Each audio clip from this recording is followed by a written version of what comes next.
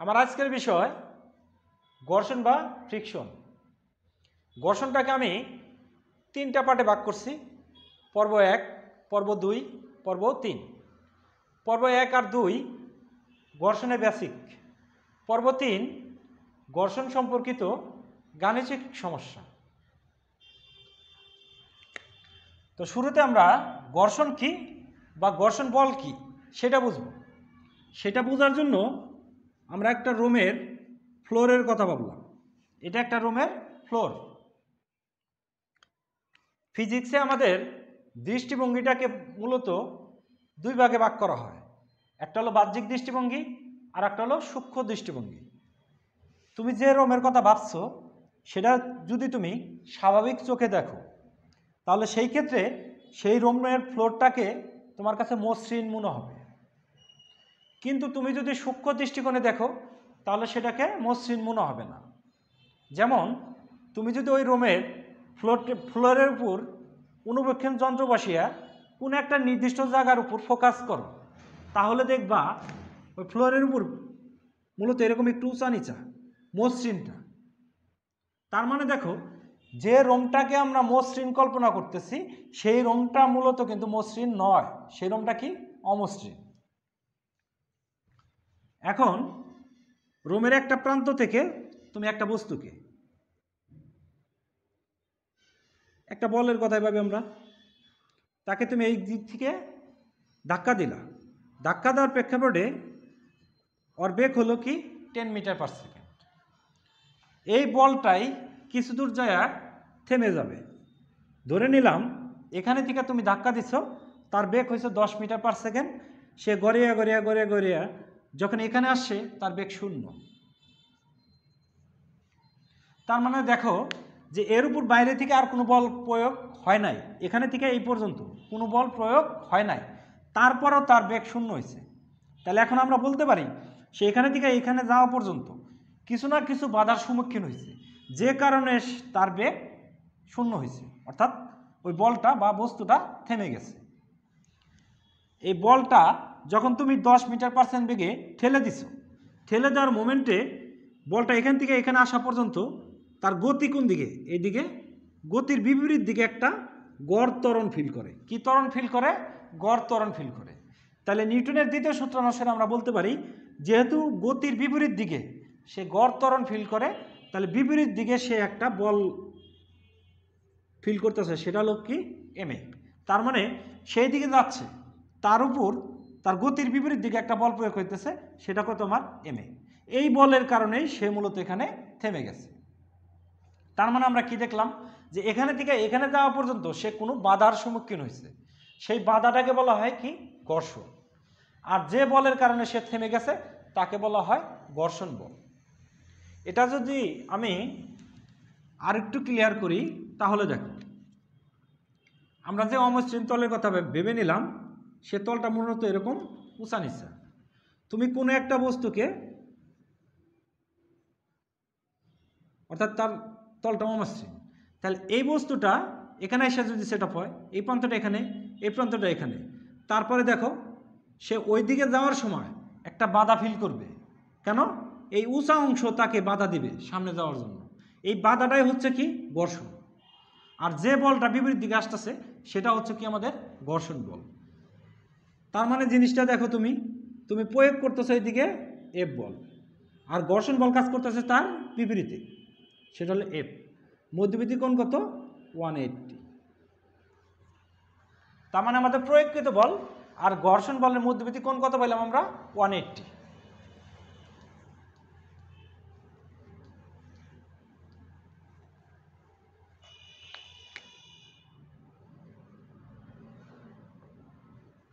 ঘর্ষণ প্রধানত দুই প্রকার।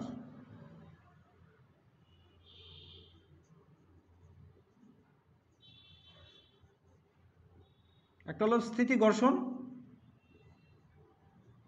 আর একটা হলো গতীয় ঘর্ষণ। ঘর্ষণ প্রধানত দুই প্রকার, একটা হলো স্থিতি ঘর্ষণ আর একটা হলো গতীয় ঘর্ষণ। সেটা কিভাবে দেখো, একটা ব্লকের কথা ভাবলাম, তার উপর আমরা এফ বল প্রয়োগ করলাম। তাহলে F ইকুয়াল 5 নিউটন। বস্তুটা গতিশীল হলো না, তার মানে দেখো বস্তুটা গতিশীল হয় নাই। কত নিউটন বল প্রয়োগ করছো? 5 নিউটন। তার মানে সেখানে একটা ঘর্ষণ বল আছে, সেটাও 5 নিউটনই হবে। তুমি 10 নিউটন বল প্রয়োগ করলা, তারপরেও বস্তুটা বা ব্লকটা গতিশীল হলো না, তার মানে ঘর্ষণ বল আমাদের এখানে 10 নিউটন। তারপরে তুমি F ইকুয়াল 15 নিউটন বল প্রয়োগ করলা, তখন বস্তুটা কেবল গতিশীল হওয়ার একটা ভাব ক্রিয়েট হলো তার ভিতর। অর্থাৎ যখন তুমি তার উপর 15 নিউটন বল প্রয়োগ করছো, তখন সে গতিশীল হবে হবে ভাব, কিন্তু গতিশীল হয় নাই। তাহলে সেক্ষেত্রে F ইকুয়াল কত? 15 নিউটন। তাহলে ঘর্ষণ বল হবে কি আমার? 15 নিউটন। তারপরে আসো, যখন তুমি তার উপর মনে করো 16 নিউটন বল প্রয়োগ করলা, তখন এই ব্লকটা গতিশীল হলো, তখন এই ব্লকটা গতিশীল হলো। তার মানে আমরা কন্ডিশন কি কি পাইলাম সেটা দেখো। এতগুলো আমরা বল প্রয়োগ করছি, ব্লকটা গতিশীল হয় নাই। যখন আমরা F ইকুয়াল 16 নিউটন বল প্রয়োগ করছি, তখন ব্লকটা গতিশীল হয়েছে। তাহলে এই স্থির ছিল, এই অবস্থায় যে ঘর্ষণ কাজ করছে তাকে আমরা বলি স্থিতি ঘর্ষণ।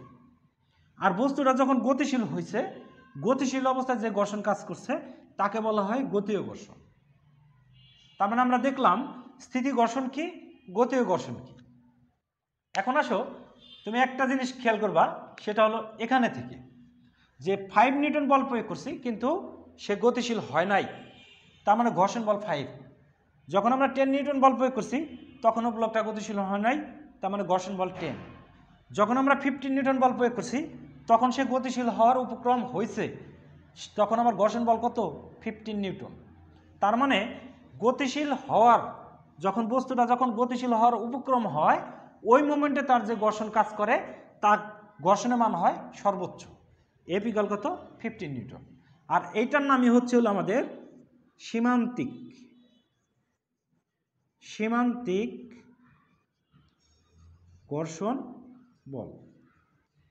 জিনিসটা কি সেটা দেখো, যে 15 নিউটন বল প্রয়োগ করা হয়েছে, বস্তুটা গতিশীল হয় নাই কিন্তু উপক্রম হয়েছে, ওই মোমেন্টে যে ঘর্ষণ কাজ করে সেই ঘর্ষণ হয় সর্বোচ্চ। আর ওই ঘর্ষণ বলটাকে বলা হচ্ছে সীমান্তিক ঘর্ষণ, আর ওই ঘর্ষণটাকে বলা হচ্ছে সীমান্তিক ঘর্ষণ। এখন আসো, যে F ইকুয়াল 16 নিউটন যখন আমরা বল প্রয়োগ করছি, তখন এই বস্তুটা বা ব্লকটা গতিশীল, ওই মোমেন্টে যে ঘর্ষণ হবে সেটাকে দিলাম আমরা এফকে। এই এফকে সবসময় এফএস এর চেয়ে ছোট, কথাটা আমাদের অনেক ইম্পর্টেন্ট। এই গতিশীল অবস্থায় যে ঘর্ষণ সীমান্তিক ঘর্ষণের চেয়ে সবসময় ছোট হয়। সেটা কেন সেটা আমরা দেখি। ধরে নাও বড় একটা পাথরখণ্ড,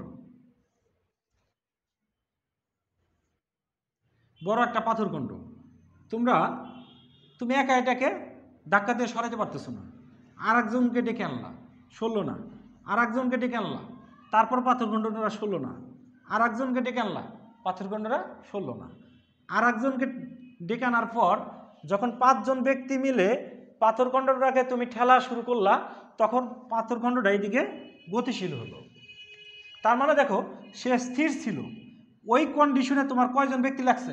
5 জন ব্যক্তি লাগছে গতিশীল করার জন্য। তারপরে যখন সে গতিশীল হয়েছে, এখন এখান থেকে যদি 2 জন চলেও যায়, তারপরে পাথরখণ্ডটাকে ঠেলে ঠেলে সামনের দিকে নেওয়া সম্ভব। তার মানে দেখো যখন স্থির ছিল 5 জন লাগছে, যখন গতিশীল হয়েছে তখন কয়জন লাগছে? 3 জন। তার মানে এখান থেকে আমরা বলতে পারি যে সীমান্তিক ঘর্ষণ, অর্থাৎ সীমান্তিক ঘর্ষণ বলটা আর গতীয় ঘর্ষণ বলের চেয়ে অবশ্যই কী হবে? বড় হবে। সেই কারণে জিনিসটা ইম্পর্টেন্ট, যে যখন ব্লকটা গতিশীল হবে তার মানে গতীয় ঘর্ষণ কাজ করবে, ওই গতীয় ঘর্ষণ সীমান্তিক ঘর্ষণের চেয়ে কী হয়? কম হয়। এখানে থেকে আমরা আরো কিছু চার্ট দেখার চেষ্টা করি।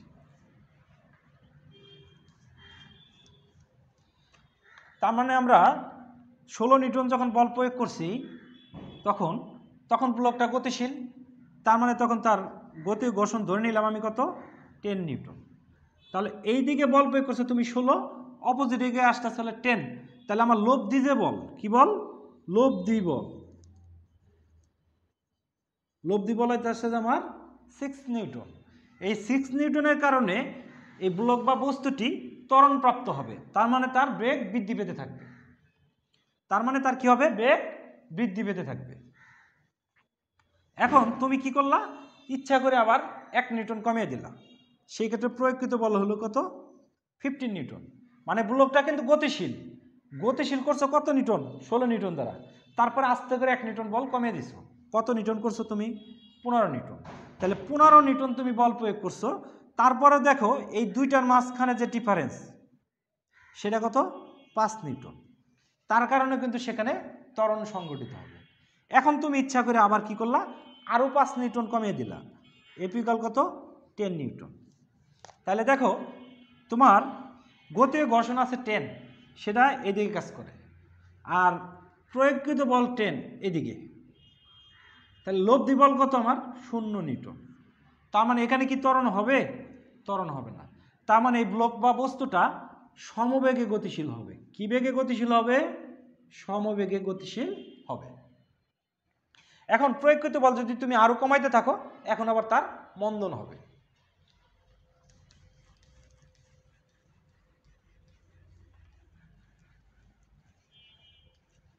এবার আসো স্থিতি ঘর্ষণ গুণাঙ্ক।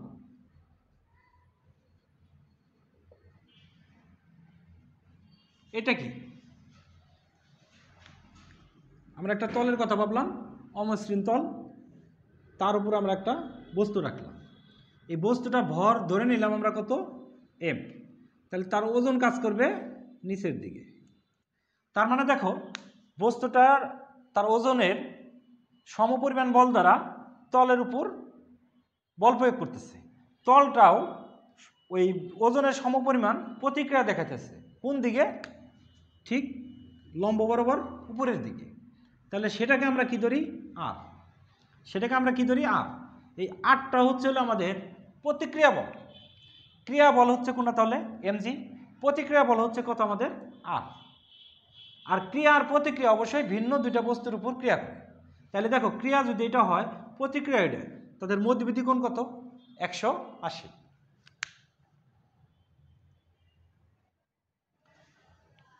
আমরা দেখলাম বস্তুটাকে এই দিকে আমরা বল প্রয়োগ করলাম এফ, আর এই দিকে তার যে স্থিতি ঘর্ষণ অর্থাৎ সীমান্তিক স্থিতি ঘর্ষণ বল বিপরীতে কাজ করে।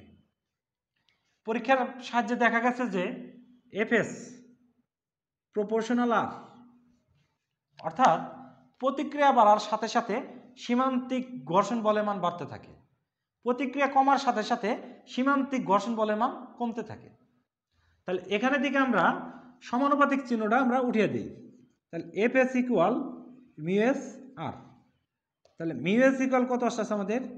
F S by R. এই যে সীমান্তিক ঘর্ষণ বল অবিলম্বিক প্রতিক্রিয়ার অনুপাত একটি ধ্রুব সংখ্যা, এই ধ্রুব সংখ্যাটাকেই স্থিতি ঘর্ষণ গুণাঙ্ক বলা হয়। কথাটা আমি আবারও বলি, সীমান্তিক ঘর্ষণ বল সেটা কত? এফএস। অবিলম্বিক প্রতিক্রিয়ার অনুপাত আর, এই দুটার অনুপাত একটি ধ্রুব সংখ্যা, এই ধ্রুব সংখ্যাটাকেই স্থিতি ঘর্ষণ গুণাঙ্ক বলা হয়। তুমি সবসময় একটা জিনিস খেয়াল করবা, এটাকে আমরা কি বলতেছি? স্থিতি ঘর্ষণ গুণাঙ্ক। এটার মান সবসময় 1 এর চেয়ে ছোট হয়। তার মানে স্থিতি ঘর্ষণ গুণাঙ্কের মান সবসময় কি হচ্ছে আমাদের? 1 এর চেয়ে ছোট হচ্ছে।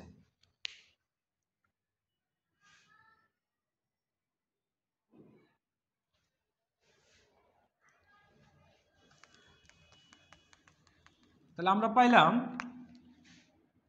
Mu S equal F S by আর।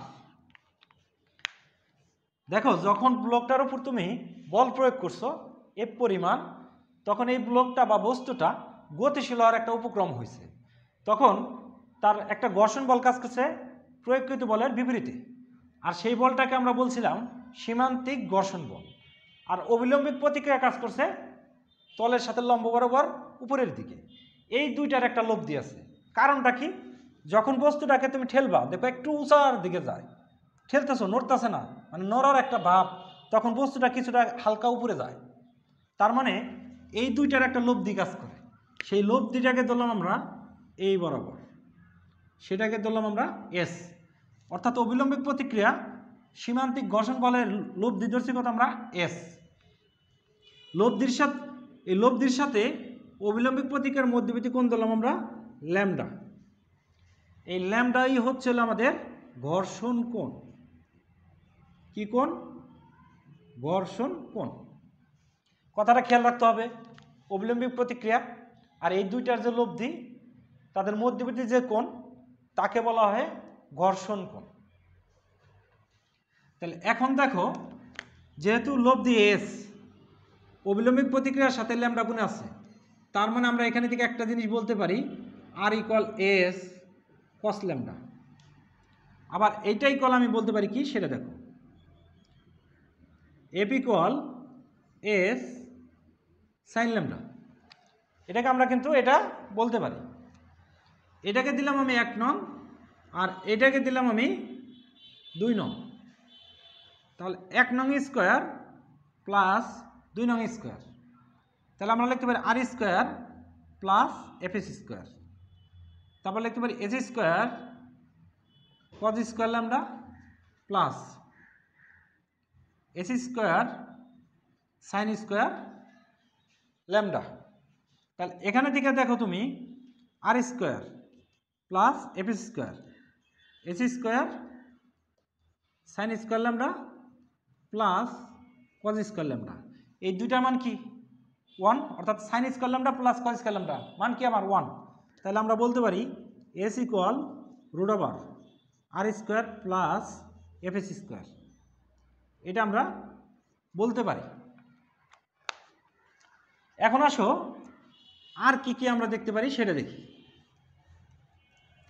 আবার দেখো মিউ এস ইকুয়াল কত এফ এস বাই আর, তার মানে আমরা এখানে এফ এস ইকুয়াল আমি বলতে পারি মিউ এস আর। আমার ল্যামডা হচ্ছে ঘর্ষণ কোণ, তাহলে এফ এস এর জায়গায় আমরা এটা বসিয়ে দিই। তাহলে S equal root over R square, এই মানটা বসাবো মিউ এস স্কোয়ার আর স্কোয়ার। তাহলে দুইটা থেকে আমি আর স্কোয়ার কমন নিতে পারি, 1 plus mu S square R root over 1 plus mu S square equal কত এস। এই যে একটা রাশিমালা আমরা পেয়ে গেলাম, লব্ধি equal R root over 1 plus mu S square.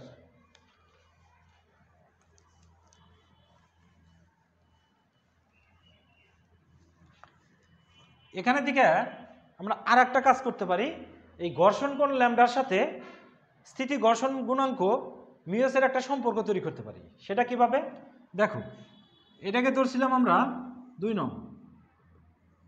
নং ভাগ 1, তাহলে এটাকে যদি ওইটা দ্বারা ভাগ দেই, এখানে আসলে আমার এফ এস, নিচে আসবে আর, উপরে যাবে হলো এস সাইন ল্যামডা, নিচে আসবে হলো S cos lambda, S S কাটলাম, এফ এস বাই আর আমরা জানি mu S, sine lambda by cos lambda হচ্ছে কি আমাদের ট্যান ল্যামডা। তার মানে ঘর্ষণ কোণের ট্যানজেন্ট স্থিতি ঘর্ষণ গুণাঙ্কের সমান, ঘর্ষণ কোণের ট্যানজেন্ট স্থিতি ঘর্ষণ গুণাঙ্কের সমান।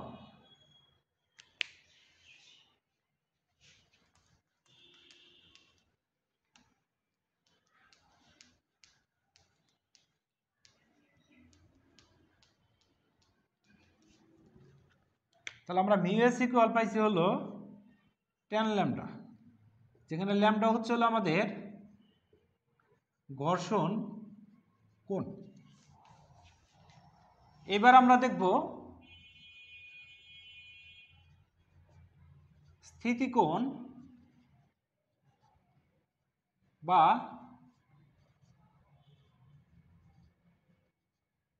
নিশ্চল কোণ, সেটা কি?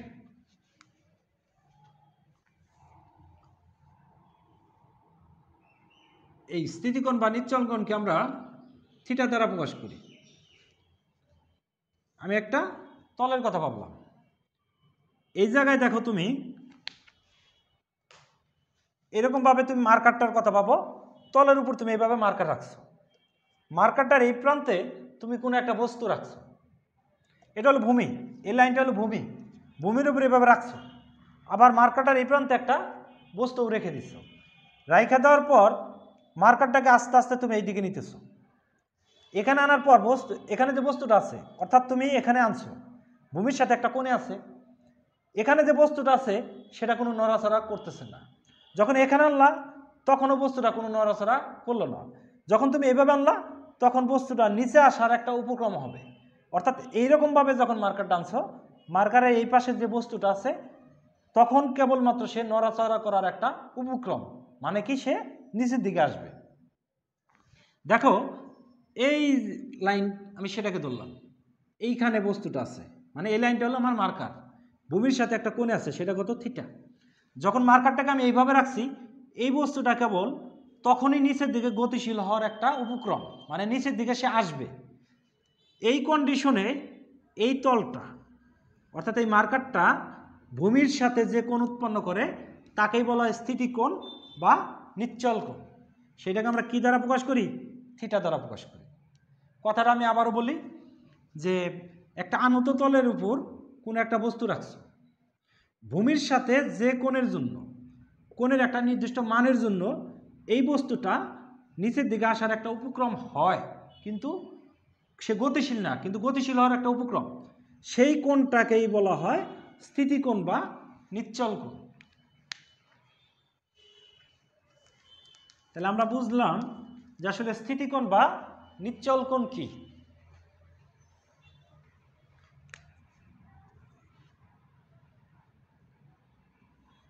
এরকম কন্ডিশনে ভাবলাম যে এখানে বস্তু আছে, সে এইদিকে আসার একটা গতিশীল হওয়ার উপক্রম হবে, ভূমির সাথে এই নত তলটা যে কোণ করে তাকে বলে স্থিতিকোণ বা নিশ্চল কোণ। তার মানে এখানে থেকে আমরা এই বস্তুটাকে এখানে ভাবলাম, যে বস্তুটা এই জায়গায় ছিল বোঝার সুবিধার্থে, তার যে ওজন সেটা কাজ করবে নিচের দিকে। এবার আসো তলের সাথে তার অবিলম্বিক প্রতিক্রিয়াও ঘুরে যাবে, কিভাবে ঘুরে যাবে? ঠিক একই অ্যাঙ্গেলে এটা। তাহলে দেখো এইটা এটার সাথে 90 ডিগ্রি 90, এটা হলো আমার 90, তাহলে এই কোণটা আর এই কোণটা সমান হবে, এই দুইটা কোণের সমষ্টি কত ধরছি আমি? 90। এখান থেকে বোঝার জন্য আমি আরেকটা লাইন আঁকলাম, দেখো এতটুকু কোণের মান 90, তাহলে এই দুইটা কোণ মিলা হবে কত? 90, এটাকে আমি আলফা ধরলাম, তার মানে আমি ধরতে পারি থিটা প্লাস আলফা ইকুয়াল কত? 90। আবার এই দুইটা কোণ মিলা হইতেছে কত আমার? 90। তাহলে দেখো এইটা যদি আলফা হয় তাহলে এই কোণটাও কিন্তু আমার আলফা,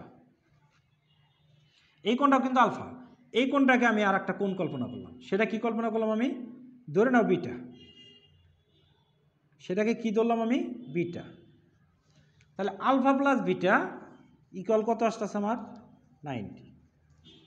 আর এই কোণটা আর এই কোণটা কি সমান? Alpha plus beta equal 90, theta plus alpha equal 90।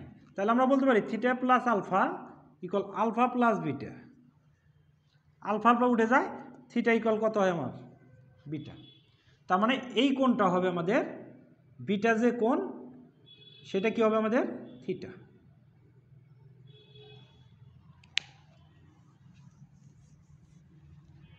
এখন এই অংশটা আমি একটু মুছে দেই, দেখো ওজনের সাথে এই রেখাটা কত কোণ আছে? থিটা কোণে, এই বরাবর কাজ করে হলো আমার mg cos থিটা, আর এই দিকে কাজ করে হলো আমার mg sin থিটা।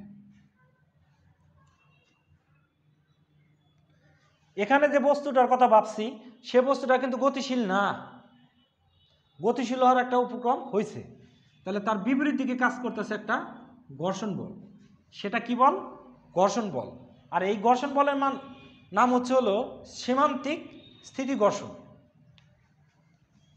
তাহলে দেখো উপরের দিকে এফএস আর নিচের দিকে কাজ করতেছে এমজি সাইন থিটা, দুইটা সমান, সমান হওয়ার প্রেক্ষাপটে বস্তুটা গতিশীল না, তার মানে আমরা বলতে পারি FS equal MG sine theta. এই তলের উপর অবিলম্বিক প্রতিক্রিয়া উপরের দিকে কাজ করে আর, তাহলে আর এদিকে mg cos θ বিপরীত দিকে, যেহেতু বস্তুটা উপরে নিচে কোথাও যাচ্ছে না, তার মানে আমরা বলতে পারি r ইকুয়াল mg cos θ, এটা আমরা বলতে পারি। এখন এটাকে ধরলাম আমি 1, এটাকে ধরলাম আমি 2, 1 নং ভাগ 2 নং, তাহলে আমি বলতে পারি দেখো FS/R ইকুয়াল উপরে যাচ্ছিল আমার mg sin θ, নিচে আসতেছিল আমার mg cos θ, mg কাটলাম, তাহলে আমার আসছে FS/R ইকুয়াল কত tan θ। FS/R এর পরিবর্তে আবার আমি কি লিখতে পারি দেখো তুমি, μs ইকুয়াল কত tan θ। তার মানে এখানেও আমরা পাইলাম স্থিতি ঘর্ষণ গুণাঙ্ক স্থিতিকোণ বা নিশ্চল কোণের ট্যানজেন্টের সমান।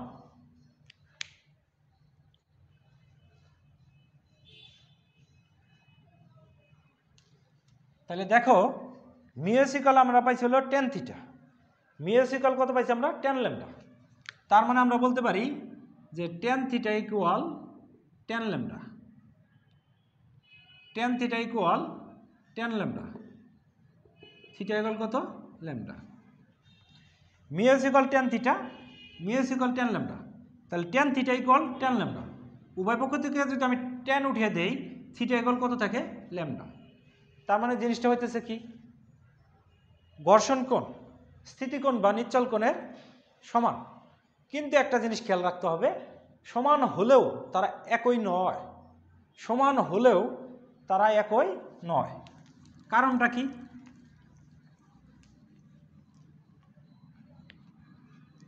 এখন আমরা এটাকে একটু মুছে দেই। কারণটা হলো আরেকটা লিখছি আমরা ঘর্ষণ কোণ, সেটা হলো আমার ল্যামডা, আর স্থিতিকোণ হলো আমার θ, দুইটা কিন্তু সমান কিন্তু একই নয়। কারণ এই স্থিতিকোণটা কেবল নত তলের ক্ষেত্রে প্রযোজ্য,